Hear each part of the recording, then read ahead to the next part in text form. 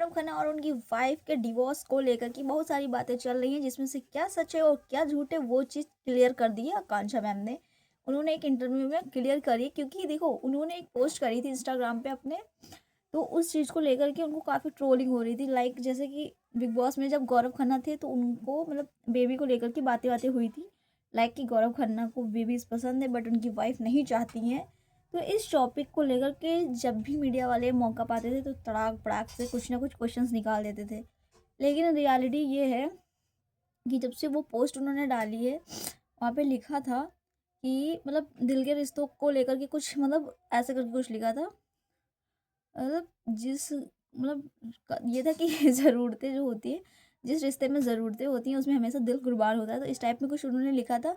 तो जितने भी लोगों ने पढ़ा उसको तो उस चीज़ को उनकी पर्सनल लाइफ से जोड़ना स्टार्ट कर दिया, जैसे कि उनके बीच कुछ आपसी चीज़ें अच्छी नहीं हैं और बेबी वगैरह को बातें हुई होंगी जिस वजह से इन लोगों का कलेश चल रहा होगा, और अब बात यहाँ तक कि डिवोर्स पे आ गई है।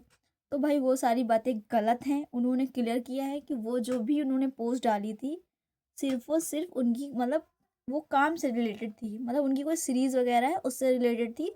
बट मैम की गलती इतनी सी है कि अगर उन्होंने नॉर्मल सी पोस्ट डाली थी, तो उसमें सीरीज़ का नाम या कुछ टैग या कुछ भी कर देती तो फैन्स को ऐसा नहीं लगता। होता है ना कि भाई आपने नॉर्मल पोस्ट करी है तो जिस वज़ह से वो चीज़ को गलत समझेंगे ना, तो पर ये भी सही है।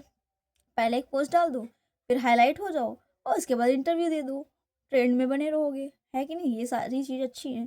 फिलहाल मतलब अगर वो आकांक्षा मैम बोलती हैं कि मैं अपनी पर्सनल लाइफ़ को ऐसे अपनी स्टोरी और सोशल मीडिया पे ऐसे नहीं मतलब दिखाऊँगी, तो यार देखो, आप अपने पोस्ट डाल रहे हो अपने अकाउंट पे तो इंसान आपसे ही रिलेट करेगा, आपकी लाइफ़ से रिलेट करेगा, किसी और से रिलेट तो करेगा नहीं।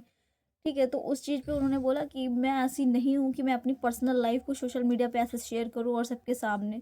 वो मेरे अपकमिंग सीरीज़ से रिलेटेड कुछ चीज़ें थी जो कि मैंने शेयर करी। तो भाई उसपे कहीं भी कुछ नहीं लिखा है आपकी आने वाली चीज़ों के बारे में, तो भाई उनको तो नहीं पता ना हमको पता है।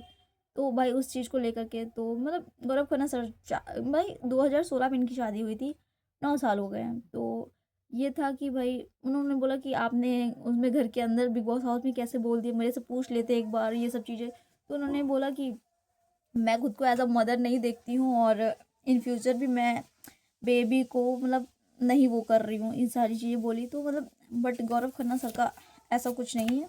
उनका सीन ये है कि मुझे चाहिए बट चाहिए भी तब जब मेरी वाइफ चाहेगी।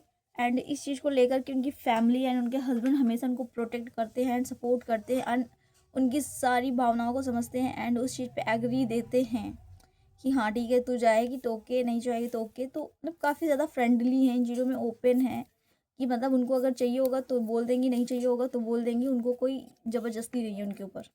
ये सारी चीज़ें हुई। ठीक है भाई, सबका अपना अपना चॉइस है, बट एटलीस्ट आप कपल हो तो आपको कम से कम सामने वाले की फीलिंग्स भी समझनी चाहिए, है कि नहीं गाइस?